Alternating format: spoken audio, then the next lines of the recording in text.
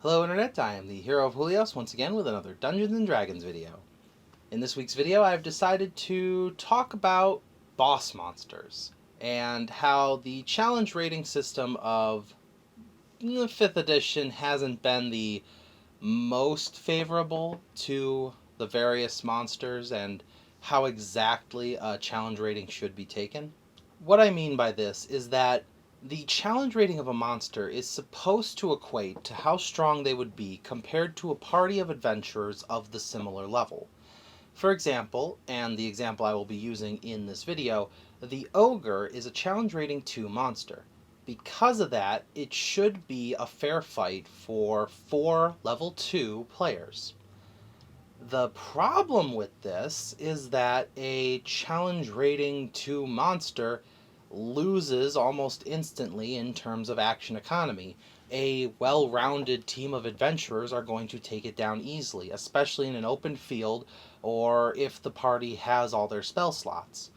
Now, I will admit I'm the kind of DM who is a little bit lacking in the battle department. I'm a very heavy role-playing dungeons master, but there are a few ideas or maybe even tips that I have at my disposal to up the ante on how a boss monster is.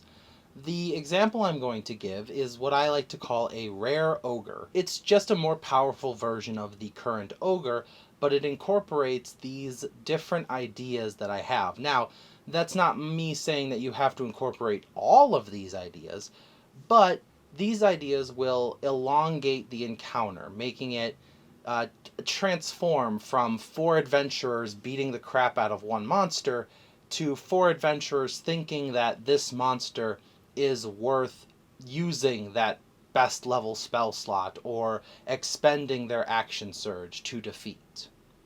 So without further ado, let's go into the very first one. Number 1. Full HP. Just increase the hit point count. The Ogre is a monster that has 7d10 plus 21 as its health. This averages out to 59 HP. If you just go with the highest amount of dice roll possible, this is now a 91 HP monster, almost twice the amount it currently had.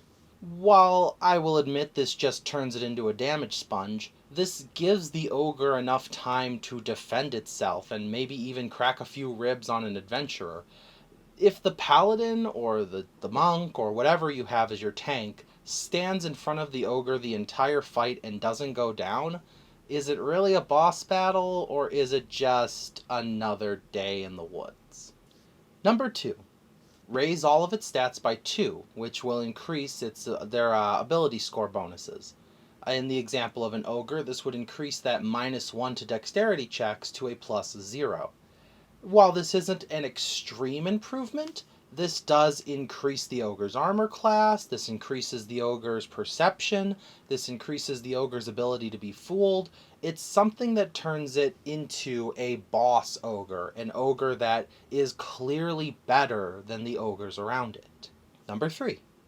1 extra attack per turn. Simple as that. In the case of this Ogre, I gave it multi-attack, where now it can make 2 great club strikes instead of 1. And, that's just simple as that. Action economy is everything. They get 4 attacks each turn. The Ogre gets 1. That's not really a fair fight.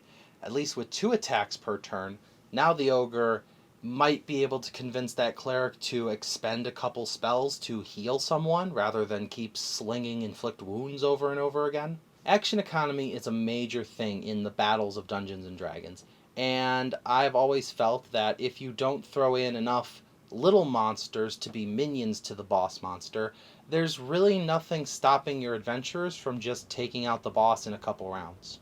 Number 4. Rare, epic, and legendary actions.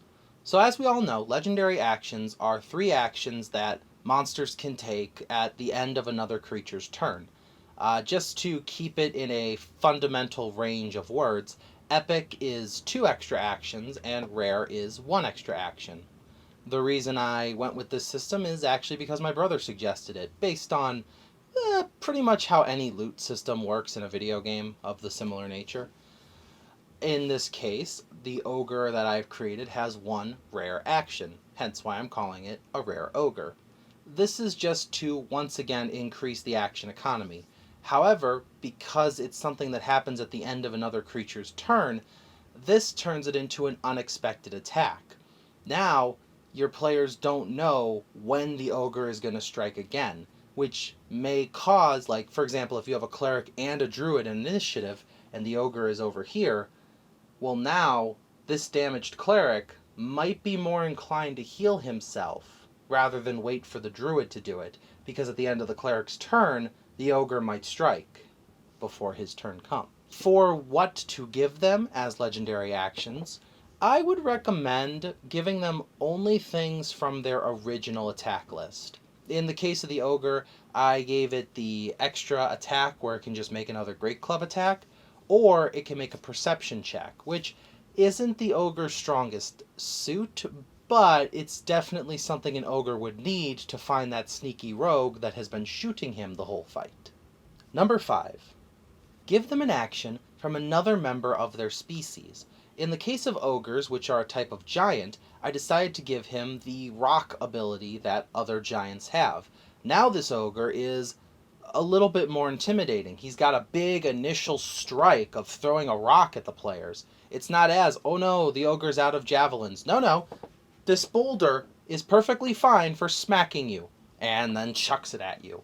Now, I decreased its damage down to a single d10 rather than the 3d10 that the hill giant has, mostly because that's just plain fair. You have to keep that in mind when adding new things to monsters. You got to remember exactly what they're designed to do. This is still supposed to be a challenge rating 2 fight. It's just supposed to be a very long challenge rating 2 fight. And if you feel like challenge rating 2 is too little for this monster, I'm not Wizards of the Coast. In fact, it even says right in the books for Wizards of the Coast that rules are just, guidelines, suggestions. So feel free to up this. Give your players more XP if you feel they deserve it, or if this fight felt like the challenge it was meant to be. Number 6. Bonus actions and reactions. In the case of this ogre, I didn't really give him much in terms of that, but it's just a suggestion that I had. This ogre in particular can make a grapple action as a bonus action. So while fighting against the players, if the ogre sees, an opportunity for a hostage situation, or if this ogre's goal is to just take one player away, he just, grapples them and starts running. That's something this ogre can do. He's smarter than an ogre. Not by much, but he is. Number 7. Lower the damage dice by 1. I know this kind of seems a little hypocritical since I was already talking about how, it's 4 against 1. But this ogre now has its attack, multi-attack, it's got a rare action at the end of another creature's turn. It has the grapple action, which while holding something, it now has advantage to continue hitting them.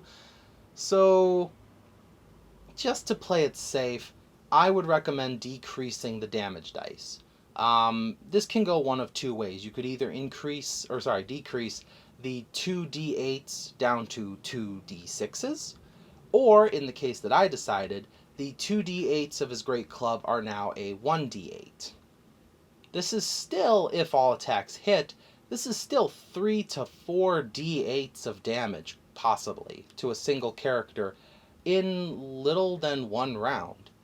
It's still a dangerous monster, it's just, like I said, you have to focus on action economy here. Number 8. A magic item. In the case of this ogre, I gave him a Ring of Protection, which the players will be able to loot off of him once they defeat him. But until then, this ogre has a +1 to his armor class, making him, again, stronger than an average ogre. This is more of motivation to keep your players with the ogre to try and make them defeat the ogre. Their greed will get the better of them, if you want my honest opinion. But this is a way of rewarding your players for this extra difficult encounter. I mean, a Ring of Protection in the long run isn't much, but to an early adventuring party at Challenge Rating 2, this is a significant boon for them, and something very much worth their time. they may be creative about it. They may try to chop the ogre's hand off, just get the magic ring and run. But whatever the reason, this is a way of rewarding your players for an extra difficult encounter while still keeping the encounter extra difficult. Number 9. Nothing, and I mean nothing, will throw your players off more than something that shouldn't know spells, knowing spells.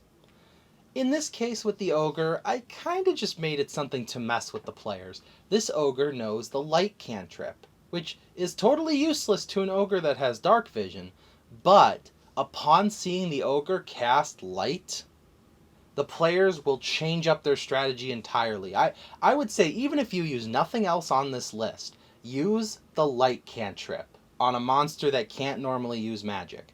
Because as soon as your players see it, the ogre touches a branch and the branch begins to shine with arcane light as it picks it up, your players will immediately think this ogre knows fireball and we have to take it very seriously. It is, by all means, actually teach the ogre fireball if you want your players to be super afraid, but knowing a single spell can change an entire encounter, and is definitely an idea that I have enjoyed playing with. And I hope that it's something you guys think of yourselves. So with that, these are a few ideas to improve a solo boss monster. I would not recommend this if this ogre has, 6 goblins working for him, or if this ogre is the big brute that the 2 orcs have been chaining around with them. This is strictly meant for a solo boss encounter that the players are well rested for.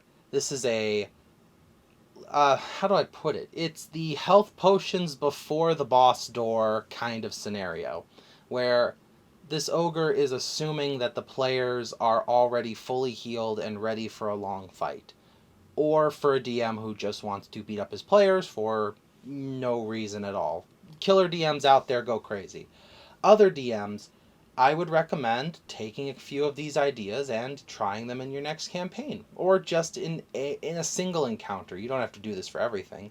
Some monsters already have innate spell casting, like vampires, but imagine a zombie with a +2 sword, or a goblin with a +1 shield. These are interesting abilities, a goblin that knows more than it should, or a kobold that can jump twice as high.